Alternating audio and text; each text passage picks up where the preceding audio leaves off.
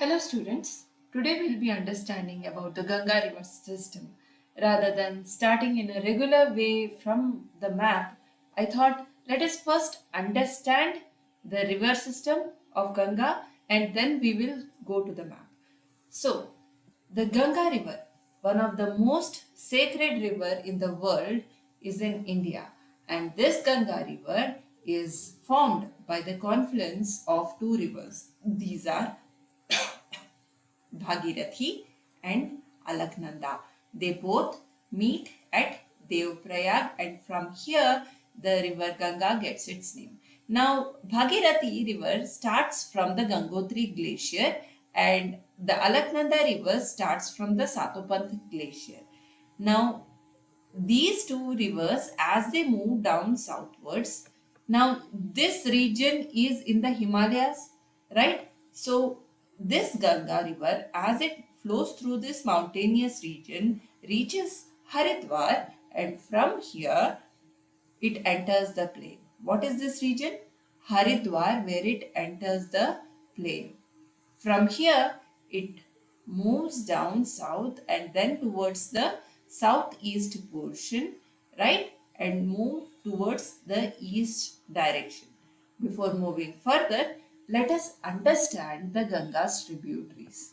Okay? Because they join along in its pathway. Now coming, if you take this as the Ganga river, this will be the right side of the Ganga river and this will be the left side, right? So we have four rivers here. They are Gomati, Ghagra, Gandak and Kosi. These rise from the Nepal Himalayas and join the river Ganga from the left bank. You are understanding, right? This is the left side, so they join the left bank of the river Ganga. And these rivers, that is the Yamuna, which joins river Ganga, and Allahabad, and Chambal, which joins Yamuna, Betwa, which is also a tributary of Yamuna, and the Son River, which joins Ganga River at Patna. Right? These are the right bank tributaries of River Ganga. Now, in these, if you see, where does Yamuna River start? Well, Yamuna River starts from the Yamunotri glacier here and it flows parallel to River Ganga. Right? It flows parallel and reaches Allahabad, also known as the Prayagraj. Prayagraj or Allahabad, or simply Prayag is the place they call for Allahabad. Now, as it moves southeast in direction, right, it travels the states of Uttarakhand, Uttar Pradesh, Bihar, a bit of Jharkhand, very little area, and then it enters into West Bengal. Here it reaches the Farakka Dam, and from here it splits into Hooghly and Padma. Hooghly goes down southwards, passes through Calcutta and forms the Sundarban Delta here, the largest delta in the world, and this further enters into the Bay of Bengal region.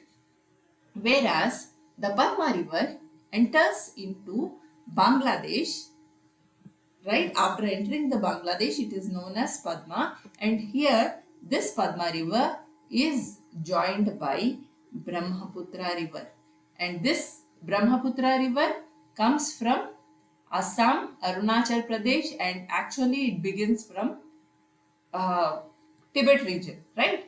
Now, this Padma River further moves down south and is joined by the Meghna River, where later this river gets its name as Meghna, and further it then enters the Bay of Bengal. The entire stretch, the entire length of this Ganga River is 2,500 kilometers. How much? 2,500 kilometers in length. Right? Now, let us understand this with the help of a map. Now, see, this is the Ganga River, right? Now, this is the Ganga River. Here it is joined by two headwaters. Means the sources of Ganga River are Alaknanda and this is the Bhagirathi here. Now, Alaknanda comes from Satopant Glacier.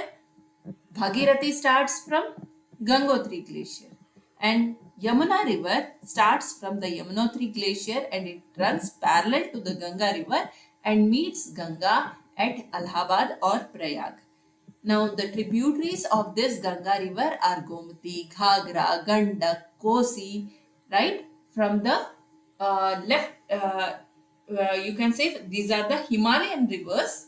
They rise in the Nepal Himalayas and join the Ganga River from and form the left bank tributaries, whereas Chambal, Yamuna, Betwa, Tamsa, Son, right? They join the Ganga River from the right bank tributaries. If you observe, except for Yamuna River, which is a Himalayan river, the rest, all other rivers are the rivers from the central highland region. So these rivers come from the semi-arid region where the water supply is very less.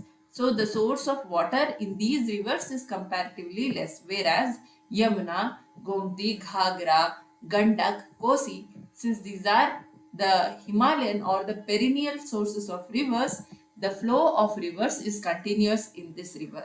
Now with help of all these tributaries, the Ganga River water gets enlarged, right? It grows bigger and it here at Faraka it splits into Hooghly, also known as Bhagirathi Hooghly, and here as it enters Bangladesh it is known as Padma. You see here this is the Brahmaputra river starting from the Tibet region, right? It enters into Arunachal Pradesh, then travels through Assam and enters Bangladesh. Here it is called Padma river.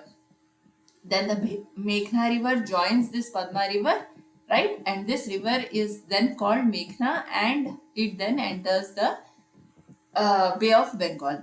Now here, as the Hooghly river passes through Kolkata and enters the Bay of Bengal, at the mouth of this river, it forms the largest delta in the world, also known as the Sundarban Delta, right? And it enters the Bay of Bengal near the Sagar Island. Okay. Now the complete stretch or the length of this Ganga river is 2500 kilometer and there is a fall of just 1 meter for every 6 kilometer of this river, and that's the reason why this river develops large meanders. Okay, we'll understand the terminologies meanders and water divide in our next video. I hope you have understood the Ganga River system. Thank you.